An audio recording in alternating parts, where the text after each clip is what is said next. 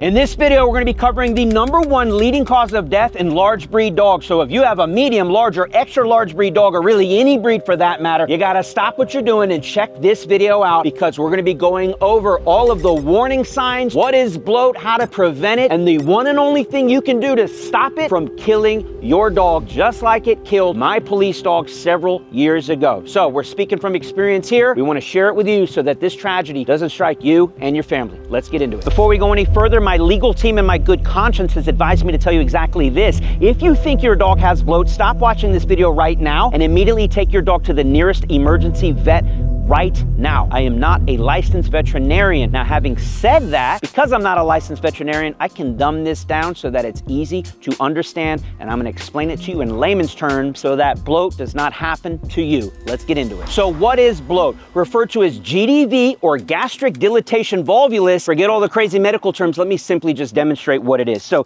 Thanos is eating out of a bowl here, but let me show you what it looks like with just a couple cups of kibble, something similar to what you're probably feeding your dog, goes from the bowl down their esophagus and into their stomach. So once it's in the stomach, this is what it looks like sitting inside their chest cavity. Their stomach is shaped a little bit like a hammock. And when they eat the kibble and they drink some water and they start running around after eating, they start rolling on the ground, they start roughhousing, jumping, their stomach is doing this like a hammock. And then this is what can happen when you're not paying attention. It flips. And when it flips, as this garbage bag perfectly illustrates, the gases start to build up and then the circulation is cut off, all the blood flow, and there's no way for that gas or that food or that liquid to move on into the small intestine. And what ends up happening is the stomach will rupture, the gases and the acids will leak into the rest of their body, and they will die a very painful death. And there's really nothing you can do about it after that. So you have to be paying attention, know the risk factors, the warning signs, the preventative measures, and the one and only thing you can do to prevent that from happening to your dog. So what are some risk factors that can really amplify your cause and concern for bloat? Well, as we mentioned, this can happen at any age with any breed, but the dogs that are more susceptible to it are going to be your larger, more barrel-chested dogs. The one that comes to mind that's notorious for this are Great Danes. If you own a Great Dane, you should already know about bloat because it's just par for the course. But it also applies to German Shepherds, like my police dog that passed away, Rottweilers, Cane Corsas, you name it. Any dog that's 40, 50, 60 pounds or more with that deep barrel chest is highly susceptible to bloat. But there's other risk factors that we need to think about. Does your dog just absolutely inhale food? That's another risk factor. Does your dog drink a ton of water after eating a whole bunch of food? You're just doubling your risk there because you're adding in that much more weight and that water, making the stomach flipping more likely. Also, we need to think about older dogs. Why? Older dogs have, guess what? Like you might know, looser skin, but that also means that stomach is also sitting in their chest cavity a lot looser. It's not quite as tight or taut as a young puppy, so they're more likely to have the bloat. Also, dogs that like to have big activity after they eat, they love to run and jump around after eating and they get really frisky, another huge warning sign that we need to watch for. Also, if you're having your dog outside when it's really hot out and they're just drinking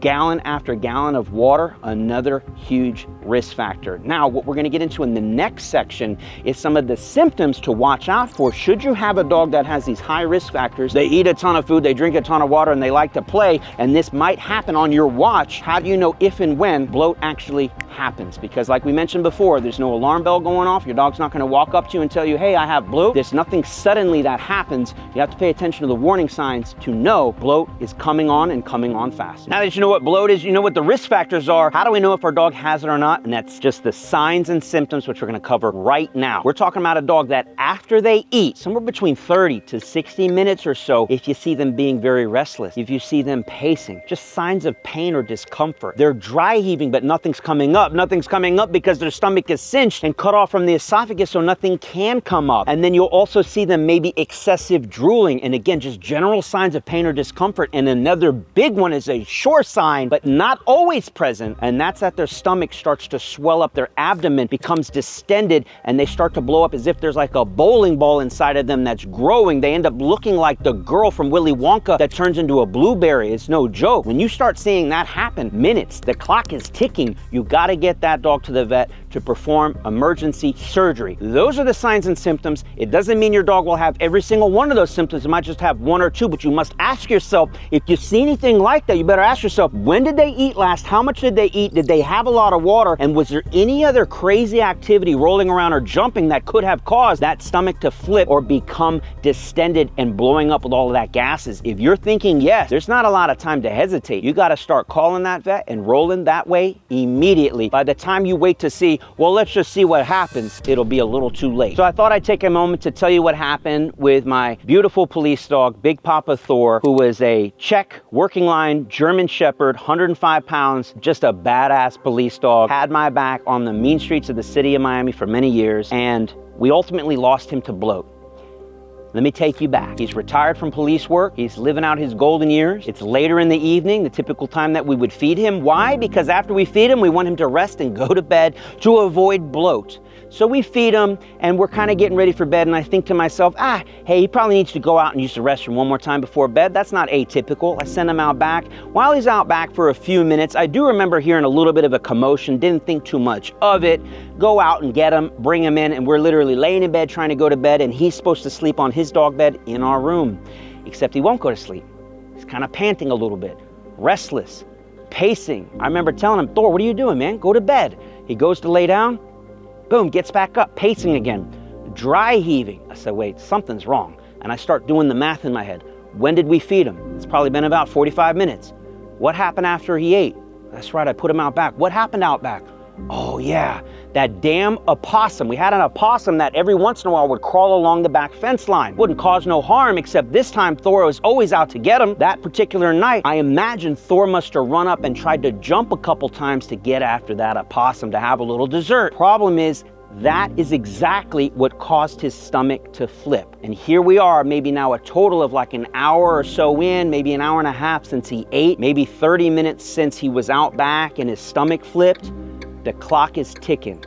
And I'm like, we got a problem. I think he has bloat. Once that decision was made, zero hesitation, threw him in the truck and raced over to the emergency vet. My wife's calling them, telling them we got one on the way. He has bloat, we're sure of it. Prepare to receive him. We get out, and in the 5 or 10 minutes it took for me to get him there, his chest cavity blew up really bad in just 5 or 10 minutes. He looked like he was gonna pop. We got him in, he could barely walk. They took him in the back. They were able to get the pressure out of his stomach, but it was too little too late. The necrosis had set in, the blood flow had just cut off all the circulation to the tissue, and they had to cut out huge parts of his stomach, and it just wasn't salvageable. We had to put him down way too early. And so just take it as a warning sign, someone who knows what bloat is, how dangerous it can be, how it can just sneak up on you when you least suspect it, and you have to do all of these precautions to try to save your dog. Now, if you ever see me wearing this in any video, this is the only piece of jewelry I own. This is a casted in silver. It's a mold of his canine tooth, so I always keep this with me. It's the most special piece of anything that I own, and it's my one little piece of Thor that I keep with me. So anytime you see this on my neck, or it might be under my shirt, this is Big Papa Thor, who always stays with me. So rest in peace to him. Don't let this happen to your dog. Let's move on to the next part. Now that we've got into this point, this is probably the most critical section, and that's the preventative measures to stop bloat from happening in the first place. First thing you want to think about is smaller, more frequent meals. Meaning, if you're going to feed your dog 4, 5, 6, 8 cups of dog food, instead of feeding that all at one sitting, spread it out between a morning and an evening. That way it's only 2, 3, 4, or 5 cups of food at one go, so their stomach's not filled with all of that weight and all of that water. Speaking of that weight and water, slow feed bowls and slow dripping water bowls so that they can drink their water, they can eat their food, but they don't gorge themselves on it and have that big rush and shock of all that food and water hitting the stomach, which can also exacerbate the issue of bloat. Next thing, and the biggest one, avoid rigorous exercise, romping around, rolling on the ground. At minimum, 90 minutes after they eat. 2 hours is a much safer bet. Also, you also want to prevent a little bit of that extra exercise and craziness and panting right before you feed them, because they're kind of still in a tizzy, they're breathing hard, they're still very active. You don't want to, again, shock the system with food. Make sure they're calm and relaxed when they go to eat, not eating too fast, and of course, putting them up for 90 minutes to 2 hours before letting them do any crazy rigorous activity. What's putting them up?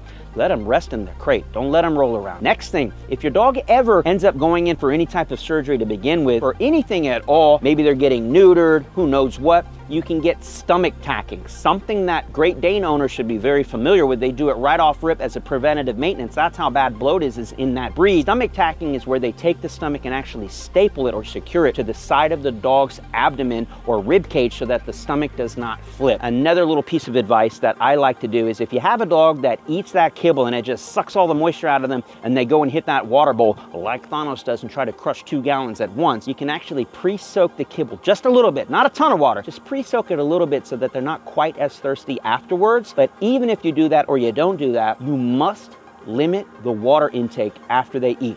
They can have a sip or two. Do not let them drink a gallon or 2 of water or a whole bowl or 2 of water after consuming a whole bowl of food. You are just doubling or tripling your chance of there being a catastrophe. And last but not least, raw food. Raw food can be a great inhibitor of bloat because generally speaking, raw food is already moist to begin with. It doesn't make them drink a ton of water. You generally are eating less raw food to get the same amount of nutrients as multiple cups of kibble. I'm not saying raw food will prevent bloat completely. You could still get bloat on raw food. It just decreases the chances an extra little bit. So you're sitting at home, you see your dog's pacing, restless, looks uncomfortable, dry heaving, extra drool, and you go, uh-oh, honey, I think our dog has bloat. There's only one thing you can do, and that's get your dog to a 24/7 emergency vet as quickly as possible. There is no home remedy. There is no Heimlich maneuver. There is no rolling your dog around to get their stomach back. None of that's gonna work. By the time you've discovered that the dog has bloat, they've already had bloat for however long for those signs to even occur, and the clock is ticking. We're talking about maximum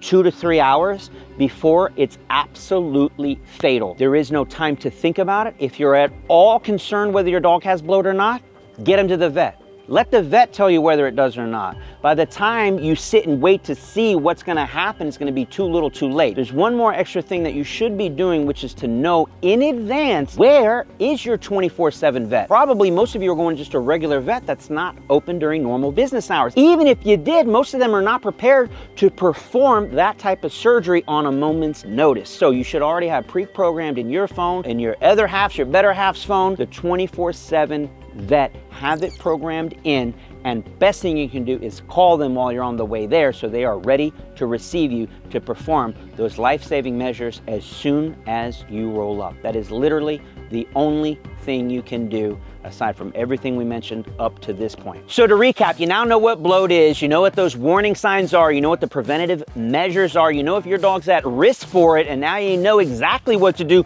God forbid your dog has those warning signs, get their ass to the vet, lickety split. Now, most important, you must share this with your friends and family, especially if they're gonna be watching your dogs, they're in your house, taking care of your dogs. We all know there's special someone in your family that loves to not only sneak extra treats, but extra water, extra food, extra belly rubs, and all that's beautiful unless it's gonna contribute to your dog getting bloat. So let's make sure everyone in the household understands what bloat is and make sure we do everything possible to prevent it so we can keep our lovely pets as safe as possible. Now, having said all of that, if you've experienced bloat in your personal life with your personal dogs, or you're a vet or a vet tech, please share your experiences below so that we can all learn from them. Bloat is a real thing. It happens all day, every day, and I'd hate for it to happen to you. Thank you so much for watching. Like, share, subscribe. We'll see you on the next one.